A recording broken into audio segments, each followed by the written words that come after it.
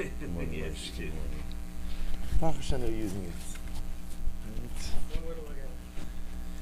If the Svarim always remained on the shelves, that wouldn't be good. So thank you for the coffee. Baruch atah Adonai melech haolam shalom v'tov. True.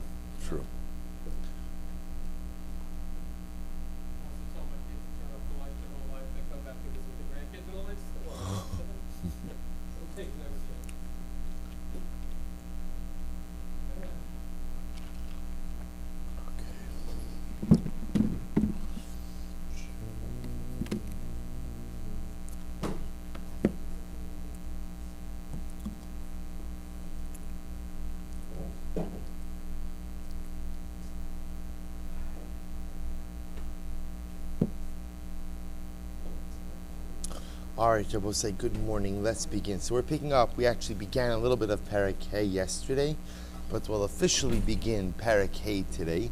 So remember again, the title of this Perek is Bebeir Mafsidi Hazhirus Varchaka Mehem. The things, the aspects which keep us from actualizing the midah of zihirus, of introspection, awareness, and how to distance ourselves from them. So we saw yesterday in the Ramchal that there are three things which really prevent or stand in the way of a person acquiring the midah of zihirus. And they are what Ramchal called hatipol v'hatir da'ha'olamis, involvement in the world, and not just the involvement is the wrong word, overwhelming involvement in the world. We'll discuss what that means. Number two, schok v'halatzen, right? Silliness and foolishness. And shlishi, the third one is hachevra hara, a bad or a negative peer group. These are the three things ultimately which prevent us from going ahead and acquiring the midah of zihirus. Now obviously we're going to go through them one by one. So let's begin. Hine hatipol v'hatirda. So first of all, the idea that over-involvement, right? Tipol means involvement. Tirda means almost like being weighed down by the matters of the world, that this prevents one from being introspective, thoughtful, and acquiring the midah of zihirus. Kvar dibarnu mehem lamala. So the Ramachal says, first of all, we already spoke about this. We'll say, remember again, already in the beginning of the Sefer, so remember again, the point that Ramachal made is, when Paro wants to go ahead and break the Jewish spirit, so what does he say? Two words, tichbat ha'avoda, let them work harder. So the Ramchal said, why is that Paro's response? Because Paro understood that the way to ensure that people do not think about redemption, salvation, or some destiny is weigh them down with their day-to-day worldly responsibilities. People who are weighed down with day-to-day worldly responsibilities do not think big, do not have the ability to think big, do not have the bandwidth to think big. So make people busy, and they will abandon thoughts of salvation and freedom. So we already spoke about this. When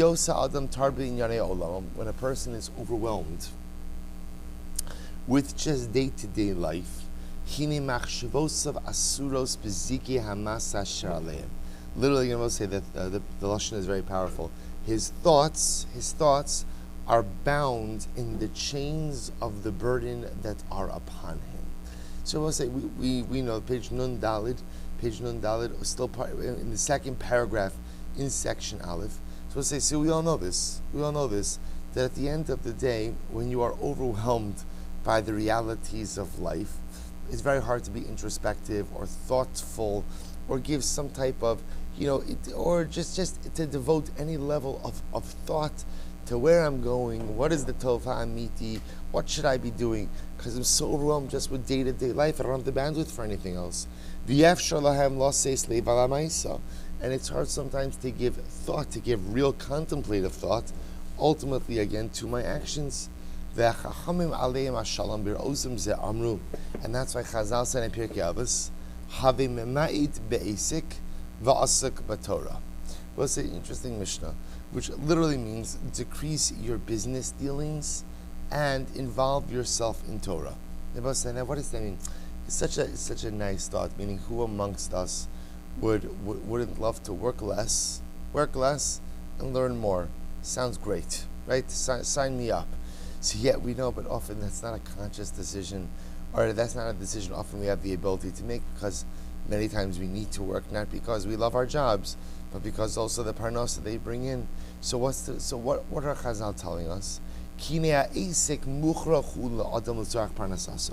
Person has to work in order to have parnasa. Ach ribuy ha'esek eino muchrach sheyeh kol kach gadol ad shelo yaniach makom el avodaso. Al ken nitztavinu likboa itim laTorah. So the Ramchal says, okay, a person has to work. Let's take that as a premise, right? A person has to work in order to have parnasa. However, again, the danger in life is that when your work overtakes your avoda. What do I mean by that? When your work overtakes your avodas Hashem.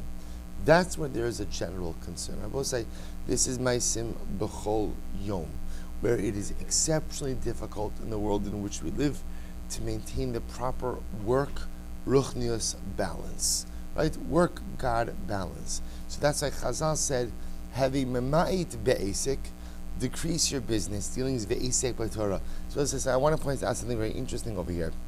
If you notice again, it could have said, "Hevi mema'it be'esek umarbe b'Torah," right? That would have seemed to be like the symmetrical way to say it. Diminish your business dealings and increase your Torah learning. That's not what the Mishnah says, if you notice. It says, have a memait be'esek, decrease your business, va'asuk ba'Torah, and involve yourself in Torah. There's a recognition that sometimes I can't diminish my hours at the office, right? Sometimes I just need to work the hours that I'm working. But even if that is the case, asuk ba'Torah, make sure to involve yourself in Torah, and specifically says Ramchal, Al kein nitztavenu likboa itim laTorah.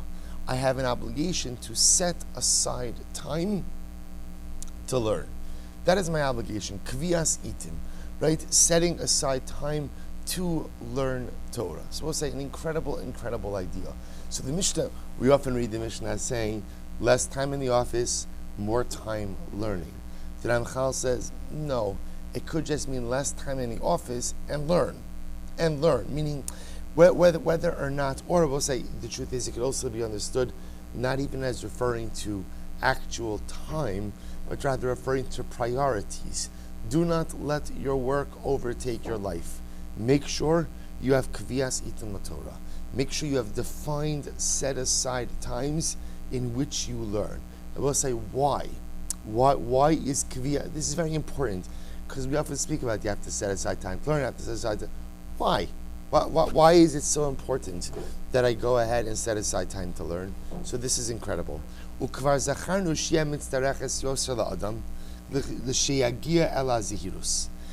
the end they said to Ramchal, and we'll say this is so incredible. You know, there's a lot of things in Yiddishkeit, a lot of things in Judaism that we know are important. We're just not sure why. So I know that learning Torah is important, and I know that setting aside time to learn Torah is important, and setting up a fixed schedule to learn is important. Why? So I'm going to tell you why. Because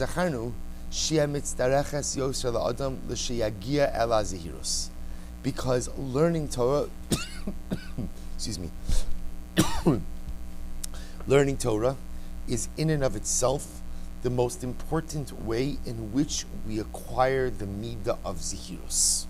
It's kvias itim. It is setting aside time to learn that gives us the ability to acquire the midah of zihirus. How so? Ukimamar Rabbi Pinchas, Torah mevia l'dei zihirus. Right? Rabbi Pinchas Ben Yair says it explicitly. Remember again, this is the memra. This is the statement upon which this entire sefer is built. Right? Pinchas Ben Yair says A leads to B leads to C leads to D, so on and so forth. And that's why Pinchas Ben Yair builds the sefer. So what does he say? Torah mevia l'dei zihirus. Learning brings me to a sense of zihirus. Page nun hey. We're going to see what that means. Vizulasa, which tells me that without learning, lo yagia elav klal, I will not come to the midah of zihirus. What's the reason for this? Right? right? An ignorant person cannot become a chassid. V'zeh, ki abori is Baruch Shemo shebari Yetzer Hara ba'adam, because the Ribbon Shalom who created our Yetzer Hara, hu shebara haTorah tavlin lo, the same God who created the Yetzer Hara and imbued it within us, ultimately created the Torah as the remedy. V'hinei, that is the Gemara's K'mosh Amr Zichron Levracha, Barasi Yetzer Hara, God says, I've created the Yetzer Hara, Barasi lo Torah tavlin. I have created the Torah ultimately again as the remedy.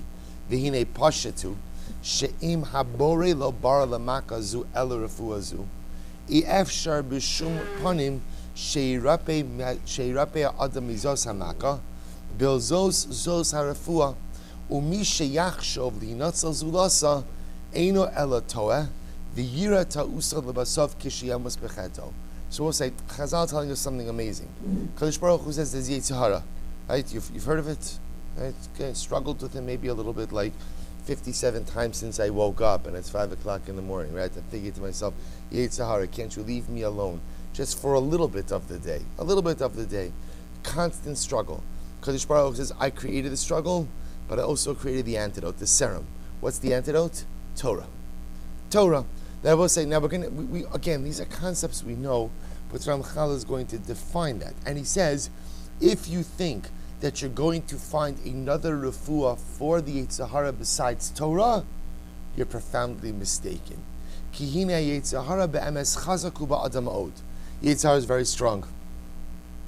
Umivli di aso shala adam, holechu miskaber bo v'shalit love. And here's the amazing part.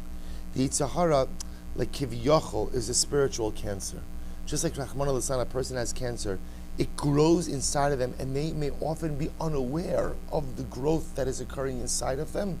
Any disease, so the Yetzer Hara grows, it festers, and sometimes I'm not even aware as to what it is that's happening. And what occurs?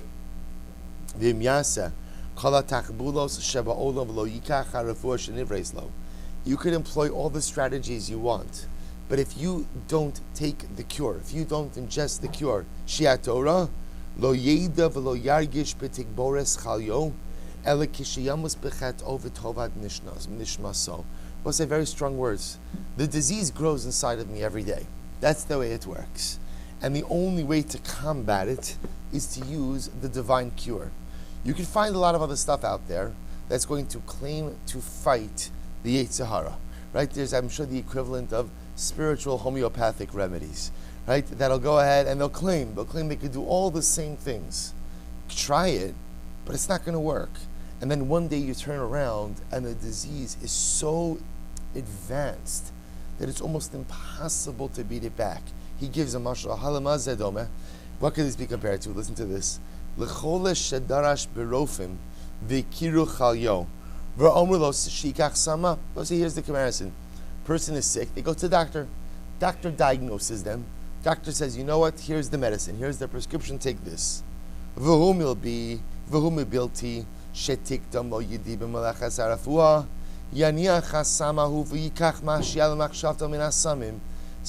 again, this, ask doctors when this happens to them how frustrating it is. So what happens? The patient goes to the doctor. Doctor says, here's your problem. Here's Baruch Hashem, there's a remedy. Here's the prescription. The patient says, well, you know, I went on to WebMD, right? I went on to WebMD, and the truth is I saw there's a study in this that says if you drink this, or you eat this, or you go here, or you stand on your head, I think this should work as well. And the doctor's like, I can't believe this is occurring. I'm telling you, you have a problem. You have a problem, but your problem has a pitaron, right? It has a solution. It has a solution. And now you're going to decide that you're the mumcha, you're going to decide that you're the expert because WebMD told you to do this, and you're going to ignore the solid advice that I'm giving you. Says Ramchal, how does that end? How does that end? Halo yamos hachola, page nun vav. Halo yamos hachola hahu vadai. The patient will die. The patient will die. Kina davar hazeh. So says Ramchal, the same thing is true over here. We'll say one more line, then we'll stop. Ki ein mi shemakir bechad Yetzer Hara bekocha mutbabo ela bor'o shebara. No one knows the Yetzer Hara like the one who created, like HaKadosh Baruch Hu. V'hu hishiranu sharafua lo hi min Torah. And ultimately, again, the Kadosh Baruch Hu tells us the refuah is from Torah. Mi'efo yanicha v'yikach ma she'ikach zulasa v'yichya. Could a person think that they're going to therefore take something else and somehow be healed from this machala? Vaday shechoshech hacham liyos yerech v'yigbar alav madrega achar madrega v'hu lo yavin ad she'imatze shakua bera'ah v'rachok min ha'emes herchei gadol shafilu hirhurei dvarim lo ya'alu alibo levakish ha'emes. And Nebuch, when a person ignores the remedy for too long, the disease progresses, the disease advances, and then it's too late to advance the cure. So we'll stop over here for today. So again, we're kind of stopping mid-thought here, but understand what Ramchal is teaching us. I will say something absolutely amazing. Focusing now on the first mafsid, on the first element which prevents us from acquiring the midah of zehirus, is what Ramchal called tipul v'tir da'alamis, over-involvement in the world. Busyness. I'm too busy to think. I'm too busy to contemplate. I'm too busy to introspect. I'm too busy to think about the tova amiti, the ra amiti, what's good, what's not good. Just too busy. And above said, we know what happens. Even people who are busy with the most wonderful things, if there's no time to think, you end up in all the wrong places. So how do I combat that, says Ramchal? Well, number one is Torah. I will say essentially what we're going to see is what does Torah do? I will say this is so important. Let me finish this thought, then we'll really go. We'll learn a little Gemara. But let me just say why this is so incredibly important. Because as I mentioned before, we all speak about kaviyas itim la Torah. Set aside time to learn. Why? Because Torah recalibrates the way you see the world and the way you see yourself. Let's say you know this. Even after, let's say for argument's sake, a person is learning a Masechta, that's not so enthralling. For argument's sake, right? And they go through the daf, and they ask themselves the fundamental question: what did I get from this? Right? You come home, you're fast, you knew. What did you learn today? And you're already sweating because, like, what did I learn today? Oh man, I know I woke up. I know I was there, right? I even have the coffee stain on my shirt. I know I was present, right? That's how I know I davened because there's tefillin marks on my arm. I know that I learned because there's a little bit of coffee on my shirt. So what did I learn? So the truth is, it's Temurah, so it's about karbanos, right? And Ola, Ashram, and this, that. Notice I want to tell you something. Even if you can't recall one detail, the fact that I sat and I learned, and I looked at the osios, I looked at the letters, and I heard the words, and I'm involved in HaKadosh Baruch Hu's Torah, it recalibrates everything. My eyes see the world differently. My ears hear the world differently. My heart is open to different things. The reason why we are so diligent and vigilant about setting up time to learn is because the act of learning changes you. Even if you don't retain one detail, the act of learning fundamentally recalibrates who you are and what you are. That's why the Ramchal says, in order to have zehirus in life, you must learn. In order to be a thoughtful, attentive person who lives life with eyes open and an awareness as to what the tova amiti is, the ra amiti is, what am I doing?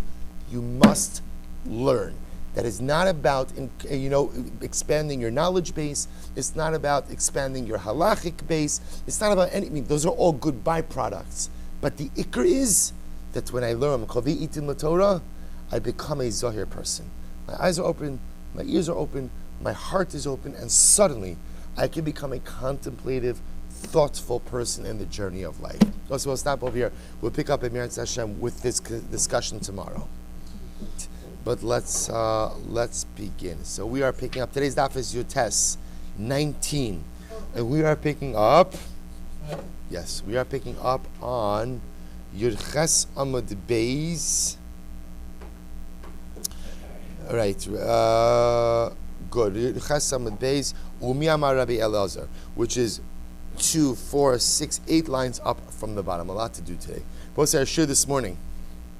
We have a week of learning dedicated by Meir and Shani Cohn, as is a chus for Refuah for Kol Chole Yisrael, and Ayala and Sarah Steinberg for Refuah Shlema for Shulamis Basusha. We hope that on the merit of our Talmud Torah, Kol Chole Yisrael have a complete and enduring Refuah. And also we have a Talmud Torah sponsor for the month of Av, Yona and Shushi Ehrenfeld. for dedicating the shir, the shiur in memory of Yona's grandfather, Joseph Ehrenfeld, Yosef ben Shmuel Aaron, Zechron Livracha. We hope that on the merit of our Talmud Torah, then Hashem will have an aliyah and the family in a chama. And I will say with that, let's begin. Umi Amar Rabbi Eliezer. Did Rabbi Eliezer say as follows? So the Gemara says, Umi Amar Eliezer Yikrav Ola.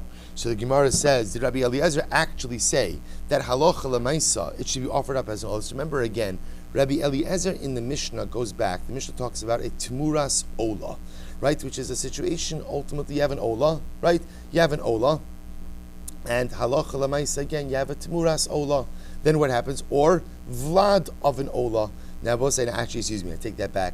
Vlad Temuras Ola. Because remember again, halacha lemaisa, an Ola is a Zocher, right? An Ola is a male animal. So therefore, again, you could have Temuras Ola, or you could have the offspring of the Temurah of an Ola, right? You substituted a female, and then it gives birth. So again, the Tanakama, or the Rabbanan, the Chachamim in the Mishnah, ultimately say that what? That any offspring are like the Ola itself. Like the Ola itself. But what happens in the case of Mafresh Nekeva? What happens in the case if one actively sets aside a female as an Ola, and then it gives birth to a Zachar? So the Tanakama says you let the Zachar graze until it develops a mum, then you could redeem it, use the money ultimately again to purchase an Ola.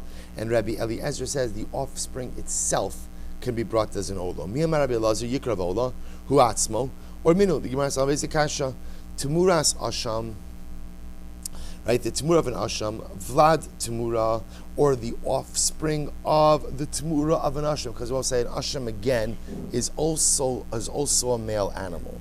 So all these cases are kind of the same. So you have the Asham, either the Temurah of an Asham, or the offspring of the Temurah of an Asham. Vlad Vladanu, Vlad Vladan, Atzov Kala Olam Yiru Achi Yistavu, V'Makar V'Yiplu Dama Linadava. So I'll say the offspring of the offspring, the offspring of the offspring of the offspring, until all generations. What has to happen? You let it graze, develop a mum, use the money to go ahead and for nidava.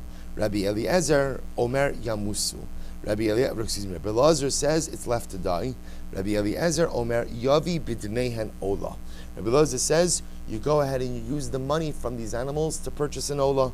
The Gemara says Bidamim in Hu Atzmolo. So what do you see from here? Rabbi Eliezer is saying it's the money that's used, but not the carbon itself. This seems to contradict what we just said before, because Rabbi Eliezer just said before that halacha lemaisa, in the Mishnah he said, in the case of a female that you designated as an Ola, and then the female gives birth to a male, Rabbi Eliezer says the male itself can be used as a carbon. To which the Gemara says, Amrav Chista, Rabbi Eliezer l'divrayim d'Rabbanan kama. Rabbi Eliezer ultimately again is Ta'arush. Rabbi Eliezer is going ahead and addressing the Shita of the Rabbanan. Lididi svirli dafilu vlad nami karva ola. According to me, Rabbi Eliezer says, I hold the offspring itself can actually be offered up as an ola. Lididachu da amrisu roeh, but according to you, Rabbanan, who say that it's left to graze, oduli mihas musaros linedavas yachidasli. At least agree with me that any leftover monies go to an individual nedava. Va'amri lei Rabbanan, va'amri lei, and the Rabbanan say no, mosaros linedavas tzibor azli. The Rabbanan disagree and they will say any additional funds ultimately go towards what? Will go towards nedavas tzibor. Okay. Rava Amar Rava says, Adkan, lo kam Rabbi Eliezer, hu atzmo yikarev ola, ela b'mafrish nekeva li ola di ikashim ola alimo. So this is very interesting. So remember again, let's go back to the Mishnah. You have Rabbi Eliezer, it's a fascinating case. I designate a female animal as an ola. As an ola. What's the problem? What's the problem? Ola has to be a zachar, right? Ola has to be a male. Okay, so now what happens? Female gives birth to a male. So the Chachamim in the Mishnah say, what has to happen over here? Let the male out to graze, develop mum, sell it, use monies now to purchase a proper ola. Rabbi Eliezer says, no, it's fine, right? Let the male offspring be the ola. It's perfect. So now we're qualifying this rule. So Rava says, when does Rabbi Eliezer hold this? Dafka in the case of a female ola. Because I will say, even though by animals, right, by livestock, an ola has to be male, but there is such a thing as a female ola. Where is there such a thing as a female ola? ultimately by birds. Bird offerings, remember again, we have a concept by bird offerings, ain't tamus v'zichrus, right? By bird offerings, gender doesn't make a difference. So there are bird offerings ultimately again that are an olah. So therefore again, Rava suggests that Allah Lamaisa, when does Rabbi Eliezer say that you could use the male offspring of a female olah as a carbon? That's dafka by olah. I should say that's dafka by olah. Why? Because we'll say in Rabbi Eliezer's view, this is actually very interesting. He holds that when you make a female an olah, as much as that is an invalid carbon, because you can't offer up a female animal as a carbon, a female is shaykh to carbon olah. In other words, she has a what's the right word? She has a shaykhus, right? She has a connection to the concept of olah. That is enough. That is enough so as to allow her male offspring to be directly used as an olah. Top of Yotes, aval gabe Temuras Vlad Asham.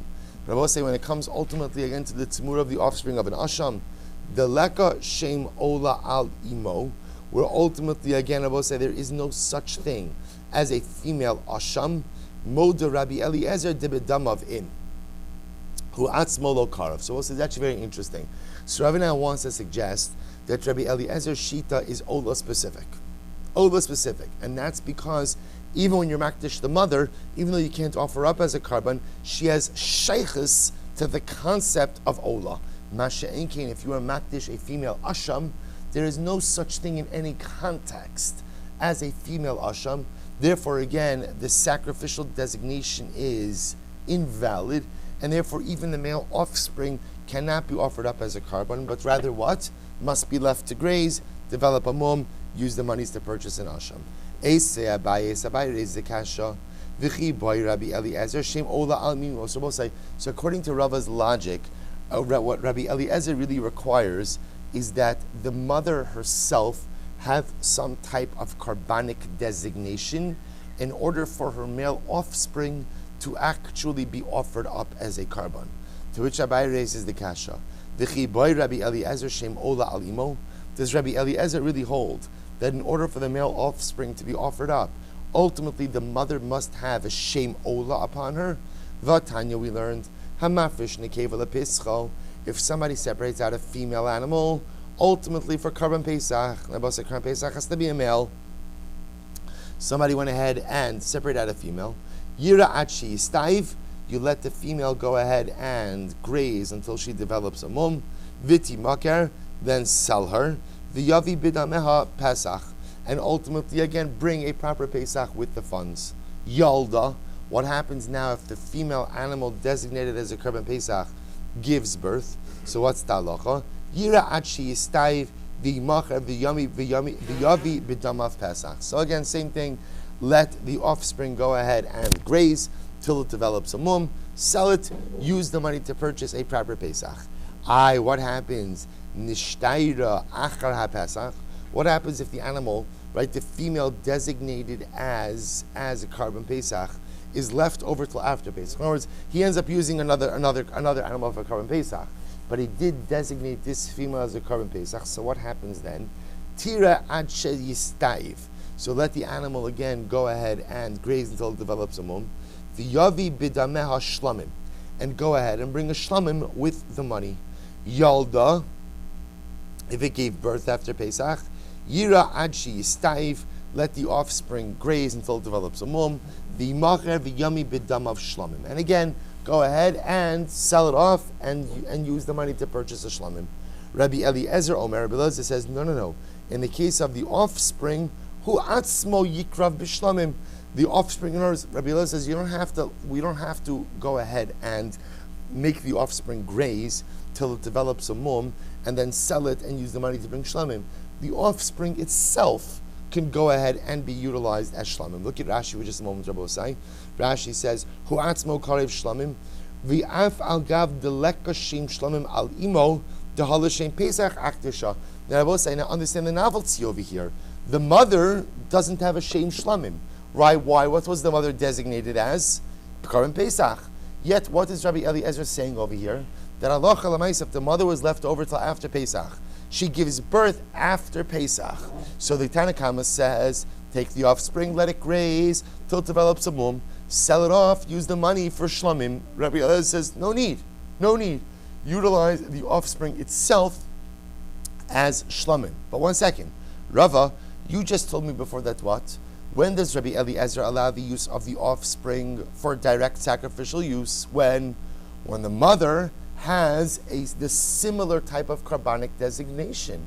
So that's why, again, in the case of where you designated the mother as an ola, even though you can't offer her up, when she gives birth to a zachar, you could use that as an ola because she's shaykh to carbon ola by birds. But over here by Pesach, you see over here that even though the mother does not have a shlamim designation, you're still going. She has a Pesach designation. You're going to go in and use the male offspring as a shlamim. To which the Gemara says, "V'ha'acha deleka shem shlamim alimo, v'amar Rabbi Eliezer yikrav shlamim." Amar lei Rabbi Eliezer. Rabbi Eliezer will say it's not a problem. Achar Pesach ka'amrit. Remember, what are we talking about over here? You're talking about a mother that was designated as a carbon Pesach. Now, when is all of this occurring? Pesach has come and gone. She gives birth after Pesach. The most Shani Achar Pesach. The most Pesach gufei karav shlamim. We'll say, what does a carbon Pesach become after Pesach?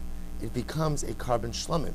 We'll say, in general, even on Pesach itself, the carbon Pesach is very much like a shlamim. Again, it's a bit different, obviously, because there's much more of the animal that is consumed by the owner, but halacha l'maaseh is very much still related to the shlamim value. But certainly, again, if you have a leftover carbon Pesach animal, a living carbon Pesach animal, right? You have a leftover carbon Pesach animal, halacha l'maaseh after Pesach, that's called the shlamim. So therefore, again, actually the Gemara says this fits perfectly. Rabbi Eliezer says that you could use the male offspring of the leftover Pesach as a carbon shlamim. You don't have to let it graze and develop a mum. Why? Because its mother does have kiddushas shlamim. If that's the case, niflog nami bereisha. Then why doesn't Rabbi Eliezer disagree in the first case as well? As well say the first case is you separated a female as a carbon Pesach. Then when obviously you can't offer it up, she gives birth. So what did it say in the first part of the brisa? She gives birth to a male. You let the male graze until it develops a mum. Sell it off. Use the money to go ahead and purchase shlamim. Why doesn't Rabbi Eliezer disagree in that first case as well? Right? Rabbi Eliezer's dissenting opinion is only recorded in the second part of the brisa, where the mother is left over until after Pesach. Asking her, I don't understand. Why not record his dissenting opinion in the first case as well? Rabbi Eliezer will hold that you could use the male offspring directly for shlamim. To which the Gemara says, you're right. Amar le'inachinami. You're right, absolutely. Inachinami pligi. Ultimately, again, Rabbi Eliezer disagrees in the first case as well. Abaye on the other hand says, lo palig midi. Abaye says no. He doesn't argue. We'll say, if you look at Rashi, this is Rashi in the first of the intermediate wide lines. Abaye amar lo pligi midi. The time of Rabbi Eliezer, lav mishum daleka shem shlomim alimo, Ella, mishum de ikash shlomim alimo, Ella taimid Rabbi Eliezer bekulu mishum de gemiri lemokom shehamosar holech. So Abaye wants to suggest something different, right? Abaye's suggestion is actually, let's read the Gemara. Abaye amar lo pligi midi, de gemiri lemokom shehamosar holech havlad holech. So we'll say, Rabbi Eliezer Shita, according to Abaye, something actually quite interesting. Abaye will hold, now look at that Rashi. The time of Rabbi Abaye Amar Lo Pligi, Abaye Amar Lo Pligi Midi. The time of Rabbi Eliezer Lav Mishum Di Ikashem Shlamim Alimo. Rabbi Eliezer's logic are both saying that when you separate out the female for carbon Pesach, and then she gives birth to a male animal, that you could go ahead and offer up the male animal directly as a carbon, has nothing to do with Shem Shlamim Al Imo. What does it have to do with? Ela Taimid Rabbi Eliezer Bekulu Mishum Digimiri Lemakom Shamosar Holech. Listen to what Rashi says. Im Hayom Mafresh Beis Behemas Lachrai. So let's say again, I have to bring a carbon. So what do? I separate out two animals. Why two animals? One is going to be the carbon, and one is insurance. Right? My backup in case something happens to the carbon and I have a replacement animal. Im avda v'hifrish v'niskaper ba'achares. So we'll say now, let's say it plays out. I designate animal A, B is the insurance animal. I lose A, offer up B, and then A reappears. What's the halacha? L'makom she'osa mosar holech. Havlad holech. So both say, Rabbi, so the Gemara is suggesting, Abaye suggested, but let's sheet is like this. Whatever you would do with that found animal, whatever the designation of that found animal would be, the offspring has that same designation as well. Whatever you do with the mosar, whatever you do with the extra carbon animal, ultimately, again, that would be the same status that the vlad would have. Hilchach, gabe mafresh nekeva liola, ki echidim hifresh ola, v'niskaper ba'acheres, kreva shnia ola, dana davaninu, v'tarvayu chazi, vlad da'olanami, im hifresh nekeva krav la'ola, krav dumya demosa gabe asham. So it says, therefore, Abaye suggests that's Rabbi Eliezer's logic. It has nothing to do with the fact that as long as the mother has some type of residual carbonic kedusha, therefore the offspring could be offered up directly as a carbon, but rather what it means is as follows. Wherever ultimately the moser animal would go, that's the status of the vlad. So says the Gemara. So Abaye amar lo pligi, lo paligmidi. The Gemiri lemakom shamoser, back to the Gemara, lemakom shamoser holech, havlad holech. Ultimately, again, wherever the I should say not the leftover, but the found animal. Wherever the found animal goes, that's where the vlad goes as well. Therefore, la'achara pesach, so as going back to our case, I separated the female as a carbon pesach. She's not fit for a carbon pesach. So what happens? She's left over till after Pesach. After Pesach, she gives birth to a male. So I'll say, when it comes to Pesach, the mosar karav shlamim. So we'll say, let's say again, if you were to go ahead and separate out two animals for your carbon pesach, you can only offer up one carbon pesach. But I set aside two animals. One is the primary animal, one is the insurance animal. I lose the primary, offer up the insurance, and then what? I find the primary. What do you do with the primary? You offer up as shlamim. Therefore, again, vlad nami karav shlamim. So to can say the offspring, therefore, could also be offered up as a shlamim. Aval if mea pesach, but listen to this. But before Pesach, ema lemai akadsha. Lidimei Pesach. So as I say, interestingly enough, but in the case where I designated animals A and B before Pesach, A is my primary carbon Pesach, B is my insurance. B is my insurance. So I'll say, ultimately, again, I lose A, offer up B, find A. What do you do with A? You don't offer it up as a shlamim, the Gemara suggests, but rather, again, you utilize the value of that ultimately, again, for carbon Pesach, for future carbon Pesach, right? Lidimei Pesach. Vlad nami lidmei Pesach. So to again about say ultimately what? Halacha l'maisa, the offspring will also have Pesach monetary sanctity. If you look at Rashi for just a moment, the middle of that Rashi, Abaye amar lo pligi, it's towards the end of the Gabe Pesach nami, achar Pesach, the most Pesach din l'karv l'chatchila shlamim, in his kaper ba'achar Vlad nami karv shlamim, kodem Pesach, I will say before Pesach, the Mosar lo chazi lemidi. So we'll say, here's the difference. Before Pesach, that extra animal is not really fit for anything. Kigon, im hifresh beis psachim la'achrayis. We'll say, let's say I set aside two animals for carbon Pesach. Two animals for carbon Pesach. I was going to offer up A, B is the insurance. I lose A, offer up B, find A. What do I use A for? Lo chazu l'shlamim l'chatchila, this tamay lePesach. V'chad minau da havi moser l'chazi lePesach da beis psachim l'yakriv hilchach vlad Pesach nami l'chazi l'midi ela azil basar imei dikdusha l'dami Pesach.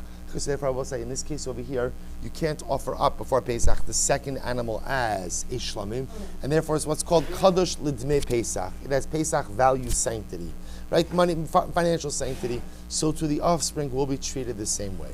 So we'll say, so fundamental machlokes in Abaye and Rava as to the shita of Rabbi Eliezer, right? What does Rabbi Eliezer hold with the vlad? So Rava is of the opinion that as long as the mother has some level of sanctity, carbonic sanctity, the offspring will have that direct sanctity as well, and can be directly offered up, need not be sent out to pasture.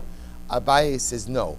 What we look at in any carbonic case is, what would you do with the extra animal? Whatever you would do with the quote-unquote extra animal, that's what you do with what? That's what you do with the vlad. Says the Gemara, Masiv Ravukva Barchama, Omri Aminan Ime Lidami, Vlad Nami Lidami. Is that true? That if we say that ultimately, again, if the mother just has financial sanctity, the child will also just have financial sanctity. If somebody separates out a female animal for a carbon Pesach, he uvlado seha yiru achi stavu v'machru v'yavi b'demei and Pesach. So what do? The mother, the offspring, you set them out to graze, and halacha l'maisa what? Wait till they develop a mum. Once they develop a mum, you could sell them and use the proceeds to purchase Karban Pesach. Rabbi Eliezer Rabbi Eliezer says, who atzmo yikrav Pesach. Wow. Rabbi Eliezer says, again, Rabbi will say what? That if the female Pesach, which is not fit for a Pesach, gives birth to a male, that animal can be directly used for Karban Pesach. But one second, v'hahacha di'ime lidami. Yet over here, the mother only has a financial sanctity, not a physical sanctity. Va'amar Rabbi Eliezer hu atzmo karav Pesach. Right? Ultimately, again, and yet, what is Rabbi Eliezer saying? That the offspring itself can be used as Karban Pesach. V'lo mukmina le bi'ime. And we do not have the offspring mirror the status of the child. So what's happening over here? To which the Gemara says, Amravina, the mafresh behema mu'uberes askinon. What's that case? So I'll say, very interesting. That case we're talking about over here is where a man designated a pregnant female animal as Karban Pesach. Right? A pregnant female animal. Now what's the chap? Rabbi Eliezer Savak Rabbi Yochanan da Amar im Shairo Mishuyar. So also Rabbi Eliezer is of the opinion who says that essentially you could be makdish the mother without the fetus. Without the fetus. Why? Du uber lav yerech imohu. Because we'll say ultimately is of the opinion that the fetus is not an extension of the mother. So because it is not an extension of the mother, ultimately again, it could have its own independent kedusha.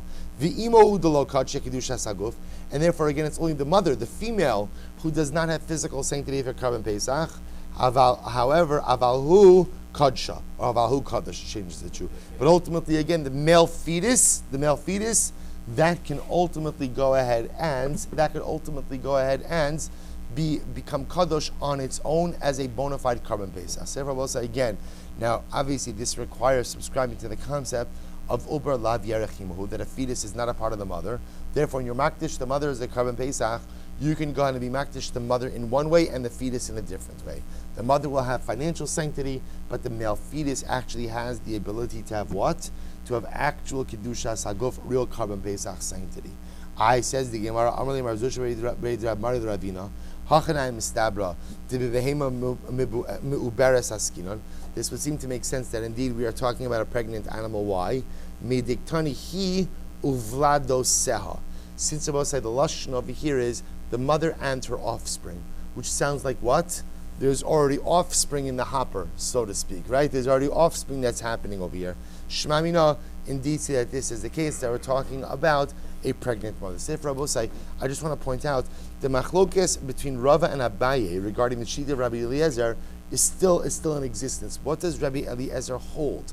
Does he hold that the offspring will be an extension of the kedusha of the mother, and therefore, as long as the mother has some level of shaykhis by a carbon, like we saw by Ola, the male offspring could be offered up directly as a carbon?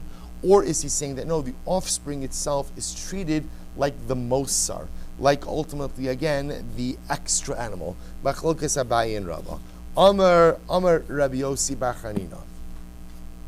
So Rabbi Yossi Bar Chanina says as follows: Modu Rabbi Eliezer will agree in the following case. B'mafresh nekeva b'asham. Interesting case. What happens if somebody sets aside a female animal for an asham? Now let's remember again, an asham must be male. And remember, asham as opposed to as opposed to ola, right? By ola, there's a concept of a female being offered up by an ola. Where? Birds. By asham, there's no such concept like this, right? There are no women, right? No female women, no female, right? No females. Ultimately, again, in the world of asham. So says the Gemara, Amar Rabbi Eliezer, b'mafresh nekev asham. Second line down your Testament days, 19b. So the Gemara Rabbi Eliezer says that if you're mafresh nekev asham, de'ein bina krav asham. Rabbi Eliezer will agree about say that's what? If you designated a female as an asham, then that female gives birth to a male. That's what? That halacha l'maisa, that offspring cannot be offered up as an asham. As an asham. To which the Gemara says, okay, pshita. Ad kalo kam Rabbi Eliezer ela b'mafresh nekev aliola De'ika shem ola al imo. So we'll say, I understand, like we just said before, Rabbi Eliezer only said his case in the situation like of an ola, where if you designated a female as an ola, even though she can't be offered up as an ola, nevertheless, Ika shem ola al imo. She's shaykh, she has a shaykhus, a connection to the concept of ola by ola sa'of. However, aval gabi mafresh nekev liyasham. But when it comes to designating a female animal, ultimately again for an asham, deleka shem asham al imo. Rabbi say there is no shaykhus, right? There is no connection between a female and asham. Afilu Rabbi Eliezer moda delo karav asham. Even Rabbi Eliezer would agree that if the female gives birth to a male, that's what? That Allah Chalamai said that male cannot be offered up as an asham. The most that could happen is what? He's set out to graze, develops a mum, redeemed, and the money is used to go out and purchase an asham. To which the Gemara says, Ilav da ashmo inan. Had the Gemara not told us this case by asham, I would have said as follows. Hava amina, taima de Rabbi Eliezer, lav mishum de shem ola al imo, ela mishum de chazi vlad lahakrava. So we'll say, had the Gemara not explicitly articulated that Rabbi Eliezer's shita is so because there is a shaykhus of the karban, or I should say, the mother has shaykhus to this karbanic identity, I would have thought that the reason in the case of Ola that Rabbi Eliezer allows the male offspring of the female Ola, the female karban, to be offered up is why? Because we don't look at the mother. What do we look at? We just look at the offspring. Who cares about the mother? Let's look at the offspring. The offspring is a male animal fit for Ola. Therefore, again, v'hainami chazi lakrava. Therefore, I could have made that argument the same way, bless you, in the case of an asham. Even though the mother is not shaykh to an asham, here you have a perfectly healthy, good male animal, so it's shaykh la'asham. Kamash will know. Kamash will say that Rabbi Eliezer holds that the only way that you are permitted to go ahead and offer up the male offspring is how? Is if the mother had some shaykhus to the karbanic identity. That if the mother had no shaykhus to the karbanic identity, then what? You cannot offer up the offspring.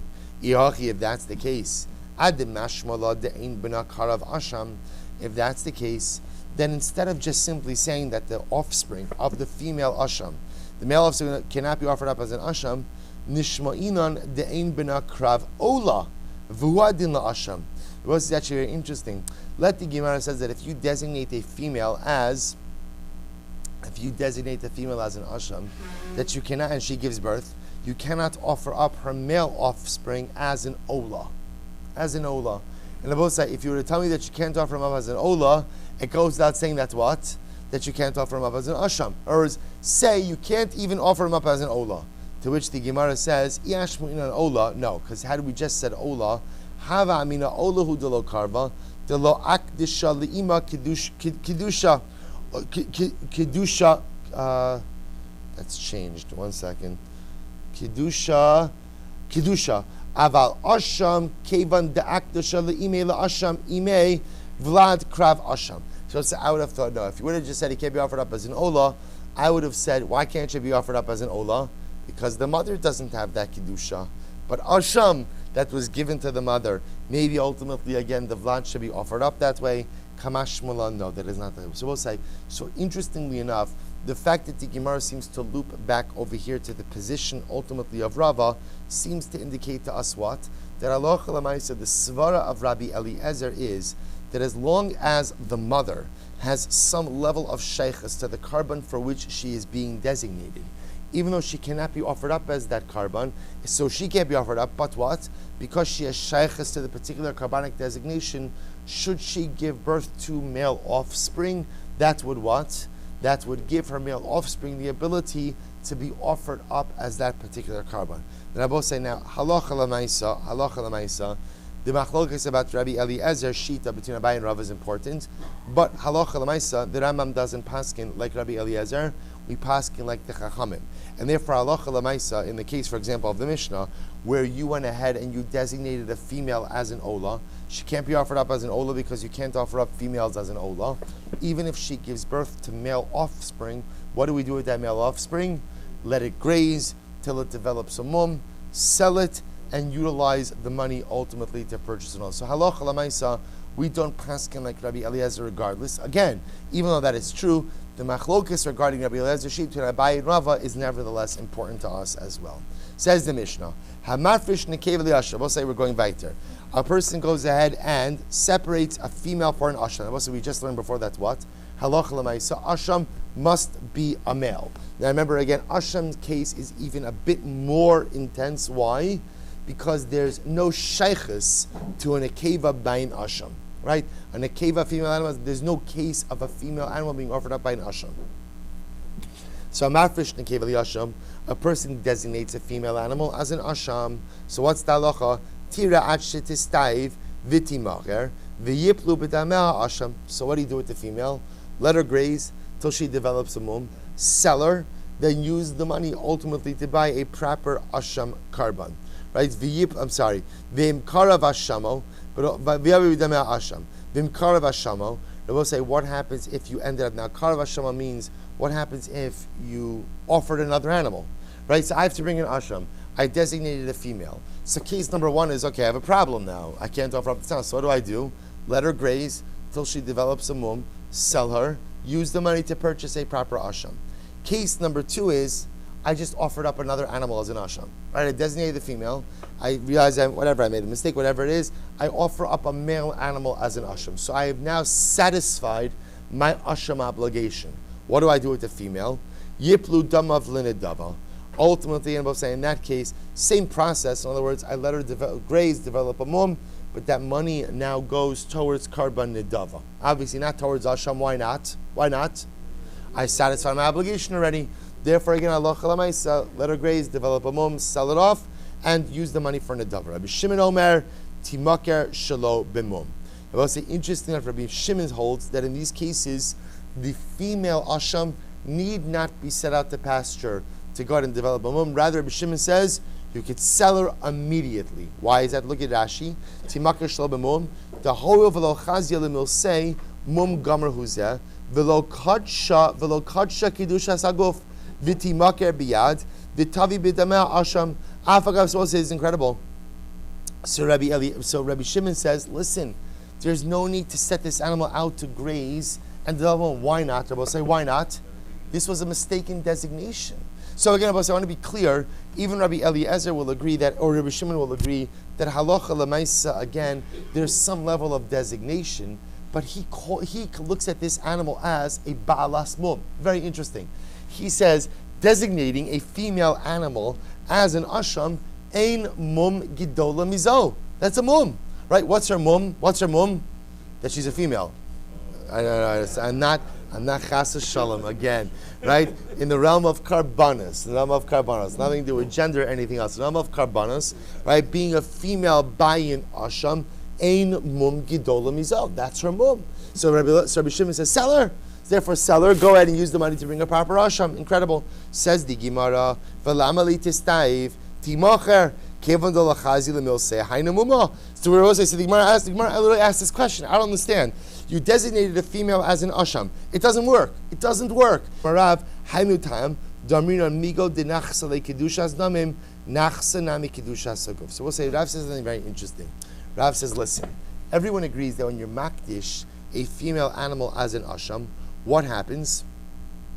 She acquires monetary sanctity. So Rav is saying something amazing, that wherever there is monetary sanctity, there's automatically physical sanctity as well. So this is in a kind of chiddush. We're going to have to talk about this, right? Wherever there is monetary sanctity, physical sanctity in some way, to some degree, automatically vests on the animal as well. Amar Rav, so let me get this straight.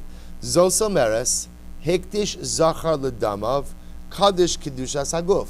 So what you're telling me then is that whenever you're makdish an animal with financial sanctity, that automatically translates into physical sanctity. And I just want to point out, you can understand, this is huge, right? This is huge. What this essentially is saying is there's no such thing as just plain financial sanctity. So the Gemara says, Itmar, let's analyze this a bit. So Amarav is also matters, Hikdish Zachar Ladamav, Kaddish Kiddush Hasaguf. So we'll say, look at Rashi for just a moment. Also matters, Midibayimum, Va'af Agav Diladami Mekadsha, Alma Kaddish Kiddush Hasaguf. So we'll say, so I just want to point something out. So just so you understand how the Gemara is operating over here. In general, when you tell me that by a carbon, you have to set it out to pasture, develop a mum, and then sell it, I will say, when is that done? Bless you. When is that done? That's done by animals that have Kedushas Haguf. Right? That's Kedushas Haguf. Because if it just has Kedushas Damim, what can you do? Sell it. Sell it. So the fact that you're going ahead and telling me that if I'm makdish, a female asham, that I have to set it out to graze, let it develop a mum, and then sell it off, what you're telling me effectively is that it has Kedushas Haguf, which must mean that wherever you vest an animal with monetary sanctity, some level of physical sanctity devolves upon the animal as well. That's what Rashi says.